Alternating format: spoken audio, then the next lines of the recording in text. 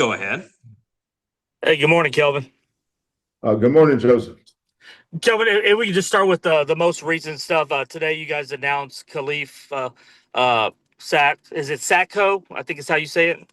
Yeah, Um, that's close enough. just can you just kind of give us a little insight on sort of how he fits into what you want to do there in the front court now that you lose a couple of guys from this past team? Yeah.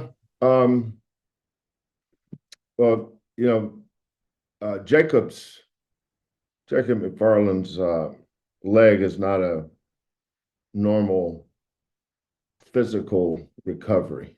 I mean, there's a lot of layers, I think, to that we're going to give him space and time to um, recover from that in the ways he needs to recover.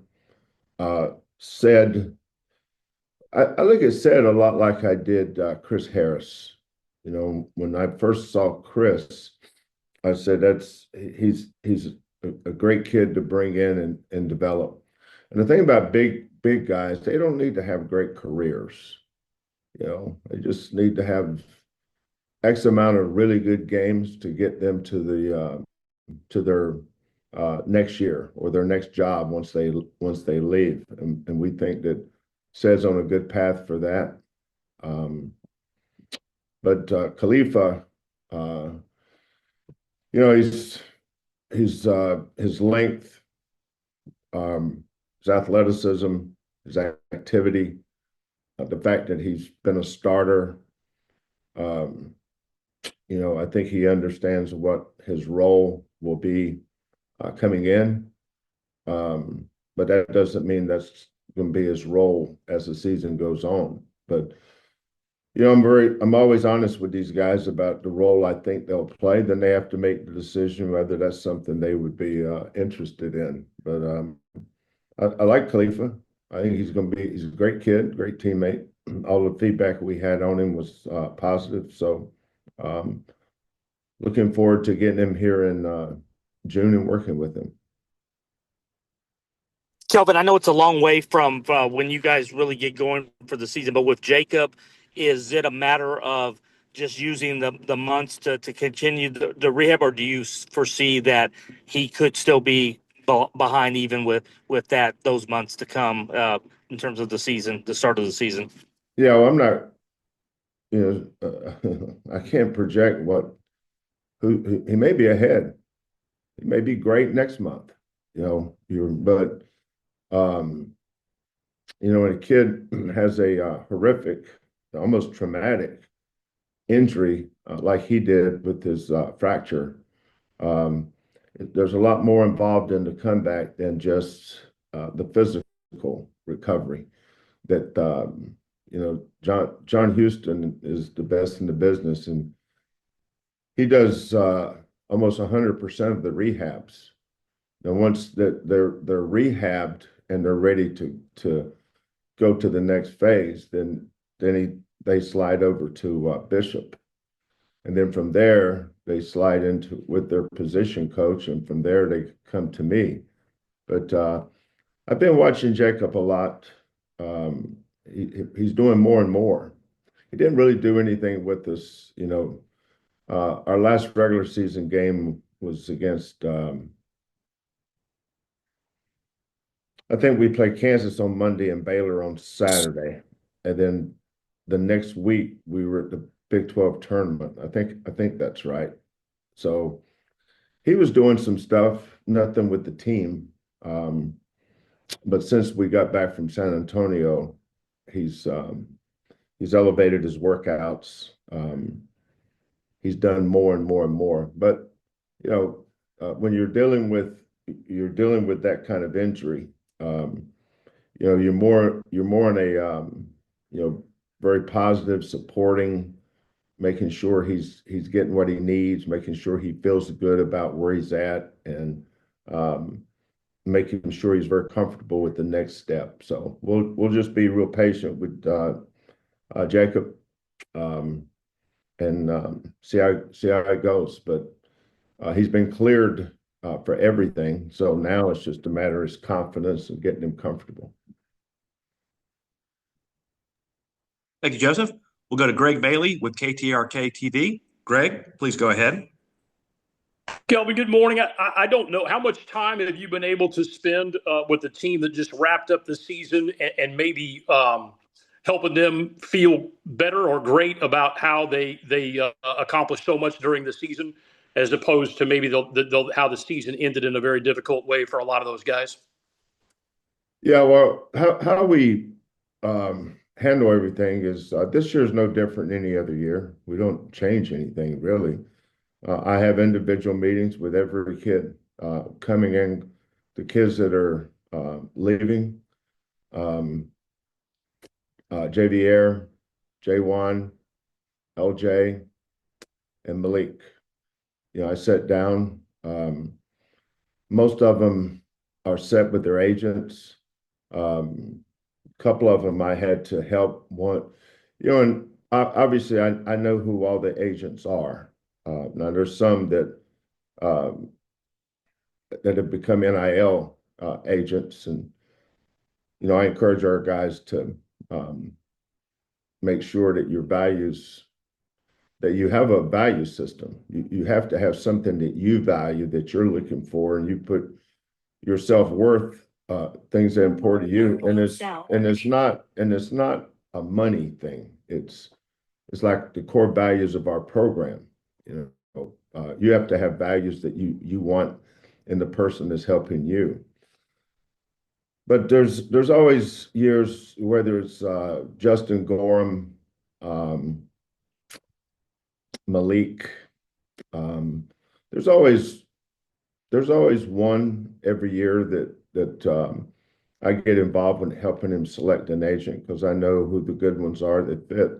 And agents aren't one size. Mark Watts South. And agents aren't one size fits all.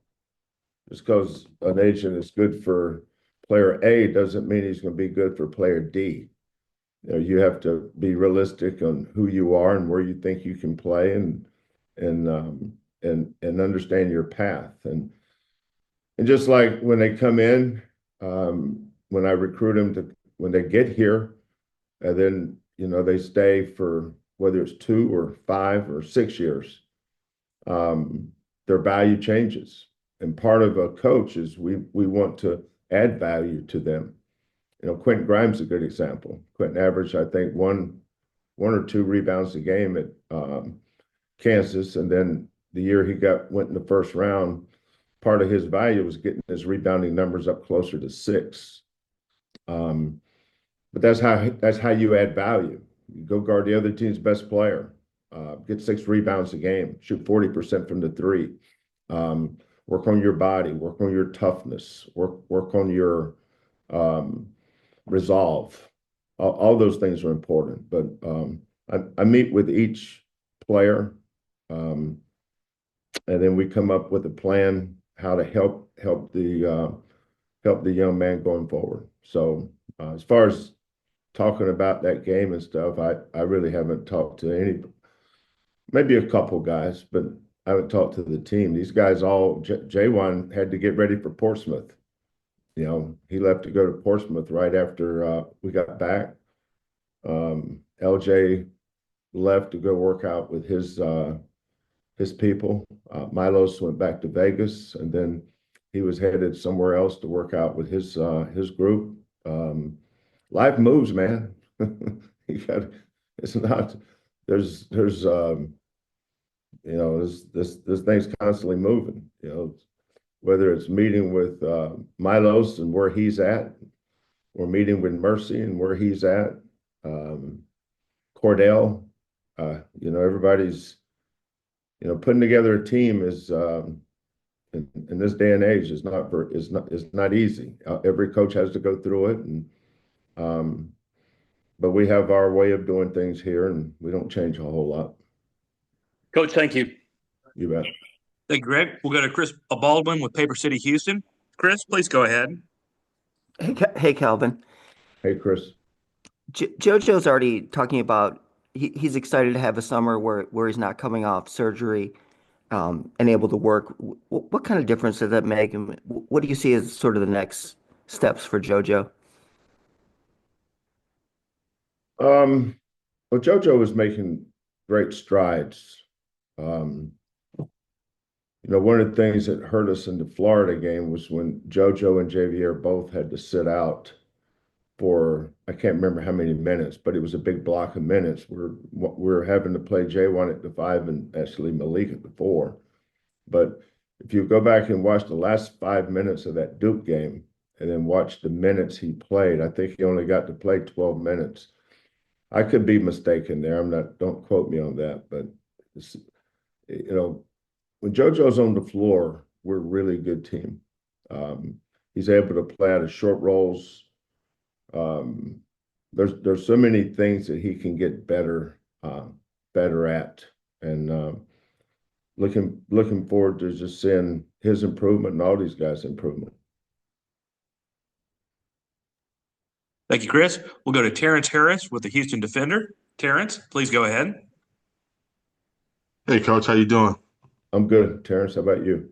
I'm good. Along the lines of you were talking a little bit about agents, and I'm working on a story looking at the NIL and talking to schools about just kind of how they help young people manage, this, in some cases, a huge influx of money.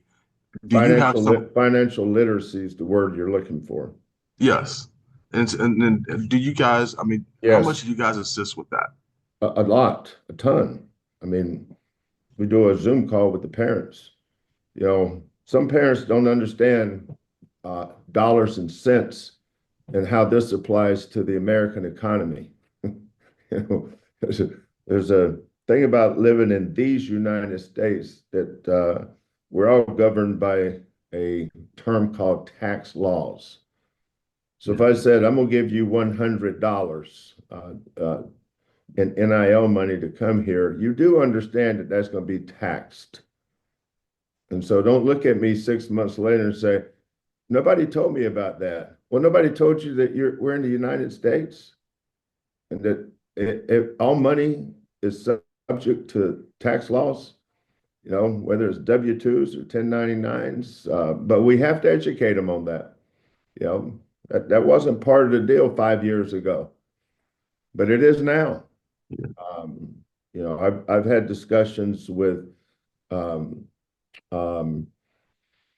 whether it's Lincoln Cougs or part of House Settlement, that some of these kids are going to be making more money than they will at any job the rest of their lives. And being able to, and the positive is that when they do leave here and they go on to the next phase of their lives, they will have already been educated and able to make decisions on whether it's federal tax, state tax, local tax, whatever it is, things that kids would never have thought of. You have to think of those things for them. But every school does this. That's part of being a coach now. Before, you coach this and coach that, like all coaches do, but now that stuff you're talking about, we've been doing that for 3 years, Hoss. Yeah. But how challenging is it for these young people to have to ask them that? I can't answer a question for them. You'd have to get Jeff to get one of these guys in front of you and ask him those questions. Okay. Thanks, Coach. You betcha. Thank you, Terrence. We'll go to Alejandro Compan from the Cougar, please. Alejandro, please go ahead. Good morning, Coach. How you pronounce your last name? I'm sure Jeff screwed it up. Yeah, it's Compan. It's kind of hard. What I thought. Yeah. Sorry about that. And no, it's all good. It's Alejandro Compan. Yes, sir. You got it. I like that. That's a good name. Alejandro Compan. Thank you, Coach. Anyways, my question was. I'm not done with your name there. All right. Pronounce your last name again. Compan. Yeah, sounds better when you say it. You'll get there, I'm sure. But anyways, my question was just looking ahead to next season, going back to that 18-game conference schedule, What are your thoughts on that? And maybe just the more balance you would have again between games? Um, well, that's all we've ever had is an 18-game conference season. So it's not like this is something new. The 20-game schedule was something new. So, you know, when you have a 16-team conference, you're going to have an unbalanced schedule, which means not everybody's 20 games were the same as somebody else's. Like if you take the top 4 teams in the league,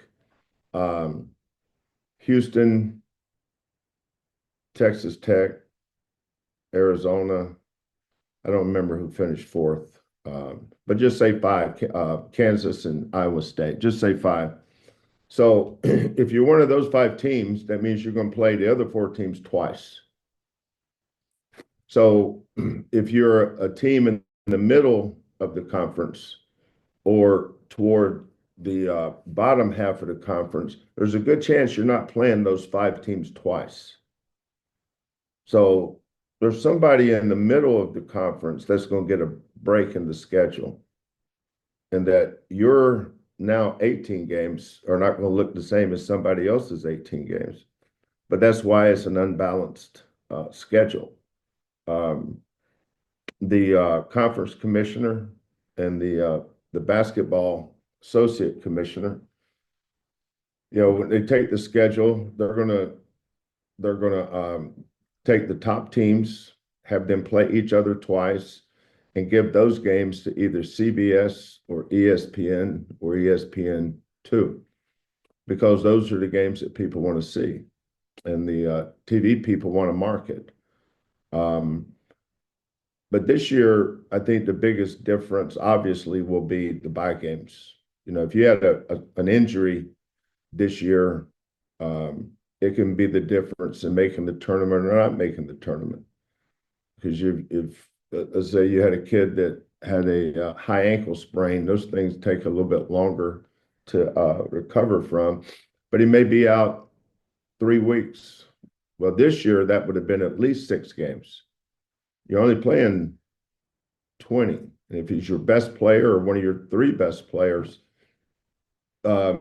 inevitably somebody's going to say, well, coach, you're really struggling right now. What seems to be the problem? You do realize that your best player is still out with that sprained ankle. There's the problem. There is no other problem. It's hard to win a game without your best players. So with the 18-game schedule, you have buys that are built in. And I do think that's better for the players. We have this term that NCAA created that they seem to have forgotten. It's called student athlete welfare. And as a coach, you're always conscious of it, but you deal with what's been put on your plate. So I think it'll be a better brand of basketball. I think teams get wore down during the season. It affects the way you practice, affects your preparation, affects everything. Then it becomes a really long season. This was a really long season with the 20 games. Going to 18 games next year, I think the biggest thing there is you have a bye somewhere in that schedule where your kids are able to take maybe a couple of days off and recover. Thank you, Alejandro. We'll go to Chancellor Johnson, please. Chancellor, please go ahead. Hey, Kelvin, how are you? What do you say, Chancellor? Hey, as you mentioned earlier, life does go on, programs go on, but how did things sit with you days after as you reflected on everything you and the program poured into the grind of the season, how hard it is to get there, maybe where you're at in your career, and to get so close and ultimately have to start this thing all over again? Well, I've started over 37 times. So it doesn't say anywhere in your contract where you get to go sit in a room and close the blinds and sulk. We lost Monday night, got back to our hotel late. I talked with our staff, made sure we knew what time the bus was leaving Tuesday morning. We got on the bus and we, you know, as J1 was saying as he was passing me, seniors tend to be a little emotional. I mean, it's all they've known since high school. But you take your last bus ride from San Antonio to back to the Fertitta Center or Guy V. Lewis. But I want to say this, and I don't know that I've done a good enough job making sure that our fans thank them enough, whether it's the coming and going from practices in the hotel lobby, going up to our meeting space on the third floor, walking through the lobby, going up the escalator, getting to the third floor. The space was just draped. I mean, Cougar fans, and that makes our players feel good. You know that you're in a place where it's a big game. Our fans are excited. We had unbelievable support. I mean, we're just coming back from practice, and it's like we just came back from a game. And, as a coach, you're kind of locked in and focused on your preparation and making sure everybody's in the right headspace to play in the Final Four. But man, our fans, our Cougar fans, they were everywhere. I had people calling, whether it was me or Kellen or Lauren or Bill Worrell texting me saying he just stopped at Buc-ee's and the place just broke out into a Who's house. So those are just great stories. And I really appreciate that. That's but these kids deserve that too. I mean, we were sad and we were upset that we lost, but look at where we lost. With 2 minutes to look, we're a play here or play there, or Javier and JoJo not getting in foul trouble, here or there from a chance to win the national championship, knocking on the door right there. Great opportunity. But I don't want people to lose sight of the fact that the journey that this team took, whether it's going 19-1 in the regular season, 10-0 on the road. I don't know how many times that's happened in history, but going 19-1 in this league. And you look up at BYU's in the Sweet 16, Arizona's in the Sweet 16, Texas Tech's in the Elite Eight with a great opportunity to go to the Final Four. Houston, it shows you the strength of this conference. And then, from starting a conference tournament, we had to beat Colorado to get to BYU. We had to beat BYU to get to Arizona. We had to beat Arizona to cut the nets down. And then we come back, Selection Sunday. We're a 1 seed. We find out we're playing SIU-E. So now we got to beat SIU-E to get to Gonzaga. Got to beat Gonzaga to get to beat, who do we play next? Purdue.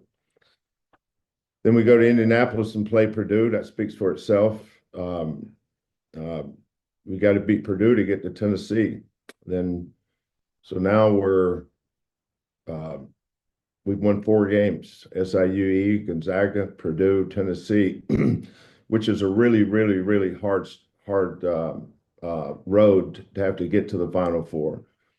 Now you're playing against a team that's probably playing as good as anybody in the country. A great team, great program, player of the year in college basketball, and Cooper Flagg. Find a way to win in the best, and probably the best Cougar way ever. It's just finding a way to win the game. So I say that because sometimes we focus on the last game without putting it in proper context. Sometimes we don't give the team the credit that they deserve because we're so focused on the last game and the last play. This was an unbelievable journey, amazing journey with an amazing group of coaches and support staff, and more importantly, unbelievable kids. I always talk about the character of our players, so that's reflected in being able to coach your team. And I tell our kids every year, if I've got to come down these stairs and I've got to coach attitude and effort, then that tells you that we have no chance to be successful. So unless you have the right attitude and you give the right effort and you understand that. Now, some of them don't understand it, but that's what June, July, and August is for. So by the time you get to September and October, you're able to coach basketball. And I appreciate that. That team we ran out there every game, Milos, LJ, Emmanuel, Wani, and Joe, as character-wise as good as it gets. And then when you add Terrence Arsenault, Malik Wilson, Javier Francis, Mercy, Said, Jacob, Cordell, Chase.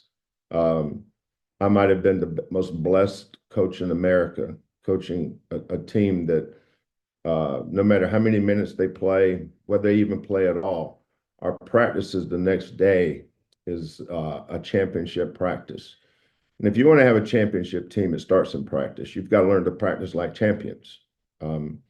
And this team did that. So as the days go on, as the months go on, these kids will reflect. But you guys can control a lot of that narrative too by giving these kids their flowers on what they've accomplished this year, because they did a lot. It's hard to make the tournament. Don't sit there and roll your eyes about making the tournament. Don't do that. It's hard to make the tournament. And this group of kids accomplished so much, and I cannot tell you how proud I am of this team and how proud I am of our fan base. Because we may not have won that last game, but we had a championship year. Thank you, Chancellor. We'll go to Manav Gupta from College Basketball Review. Manav, please go ahead, sir. Hey, Coach. Good morning. Good morning. Emmanuel, after the game, unfortunately, had gotten some bad messages on social media. But what can you say about how important Emmanuel was to this run and what a key player he was to get to Monday night? Well, Emmanuel's one of the best shooters in America. He proved that all year. I met with Emmanuel's mother and father, and I met with Emmanuel, and I reminded everybody that it's really important to not let other people define who you are, because look at who's trying to define you, and that's why you draw the line.